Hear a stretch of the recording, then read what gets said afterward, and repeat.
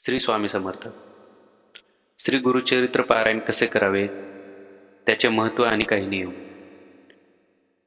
गुरुचे मार्गदर्शन कसे आवश्यक आहे याचे विवेचन या ग्रंथात श्रीपाद श्री वल्लभ व श्री नरसिंह सरस्वती यांच्या लीलांमधून वर्णन करण्यात आलेले आहे. केंद्रात किंवा मठात पारायण सप्ताह सुरू असतात. पारायण कसे करावे आणि तुम्ही पारायणास बसू इच्छित असाल तर जाणून घ्या काही नियम. गुरुचरित्र पारायण वाचण्याची संधी मिळाली तर भाविक आवर्जून या संधीचा लाभ घेतात. या ग्रंथाचे 52 अध्याय आहेत, तर काही ग्रंथात 53 अध्याय आहेत. श्री दत्तात्रय महाप्रभूंनी नामधारकास अतिसामान्यांना गुरुप्रणित मार्ग मिळावा म्हणून श्री गुरुचरित्र सांगितले आहे. श्री गुरुचरित्र हा 5वा वेद मानला जातो. श्री गुरुचरित्र हा साधा ग्रंथ नसून दैवी शक्तीने भरलेला सिद्ध मंत्ररूप महाप्रसादिक आणि व्रत ग्रंथ आहे. श्री गुरुचरित्राचे पारायण हे अंतःकरण शुद्ध असतानाच केले जाऊ शकते. श्री गुरुचरित्र या ग्रंथाचे अध्याय कसे आहेत?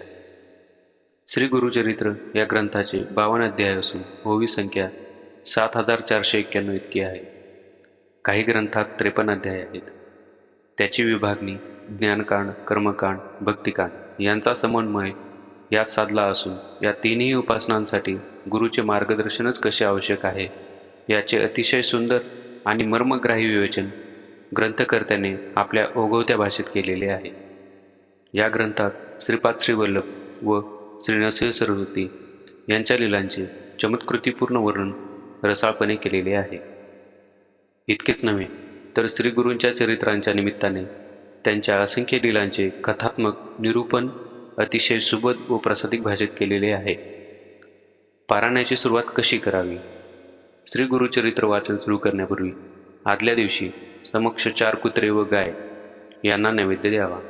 4 कुत्रे म्हणजे 4 वेद होय व 1 गाय म्हणजे दत्तात्रयांची कामधेनू असल्याने हा नियम पाळला जातो. पारायणापूर्वी फुले, विशेषतः देशी गुलाबाची हार, तुळशी, सुगंधी उदबत्ती, धूप, कलश, विड्याची पाने, नैवेद्यासाठी पेढे किंवा अन्य काही, अष्टगंध, चंदन, अत्तर, रांगोळी, 2 आसने, 1 चौरंग, चौरंगावर पिवळे किंवा भगवे कापड, चौरंगाभोवती गुरु दत्तात्रयांचे आसनाभोवती रांगोळी काढावी, चौरंगास आंब्याचे तोरण बांधावे, प्रमुख दरवाजात तोरण बांधावे, चौरंगाजवळ डाव्या बाजूस समई लावावी, वाचन चालू असेपर्यंत समई लागलेली असावी व अगरबत्ती पेटती ठेवावी. पारायणात बसण्यापूर्वी गावातील दत्त मंदिरात अथवा जवळच्या श्री स्वामी समर्थ केंद्रात जाऊन विडा, सुपारी व नारळ ठेवून सदर पारायणास उपस्थित राहण्यासाठी देवास प्रार्थना करावी. घरातील वडील मंडळीस नमस्कार करून पारायणासाठी आसन ग्रहण करावे. प्रथम अथर्व शीर्ष वाचावे. 1 माळ गायत्री मंत्र जप, 1 माळ श्री स्वामी समर्थ जप अथवा दत्त मंत्र म्हणावा. शास्त्रशुद्ध सप्ताह करण्यासाठी काही नियम आहेत, ते पाळायला हवेत. श्री गुरुचरित्र सप्ताह करताना प्रारंभ शक्यतो शनिवारी, सांगता शक्यतो शुक्रवारी करावे. कारण शुक्रवार हा श्री नरसिंह सरस्वती महाराजांच्या निजानंद गमनाचा दिवस आहे. श्री गुरुचरित्र वाचण्यापूर्वी आदल्या दिवशी 1 गाय व 4 कुत्रे यांना गव्हाच्या पोळीचा नैवेद्य खाऊ घालावा. श्री गुरुचरित्रचे वाचन पूर्व किंवा उत्तर दिशेला तोंड करूनच करावे. वाचनापूर्वी रोज श्री दत्त महाराजांच्या फोटोची व पोथीची पूजा करून 1 माळ गायत्री मंत्र, 1 माळ श्री स्वामी समर्थ यांचा मंत्रांचा जप करावा व श्री गणपती अथर्व शीर्ष वाचून पोथी वाचनास सुरुवात करावी. श्री गुरुचरित्राचे वाचन पहाटे 3 ते सायंकाळी 4 या दरम्यानच करावे.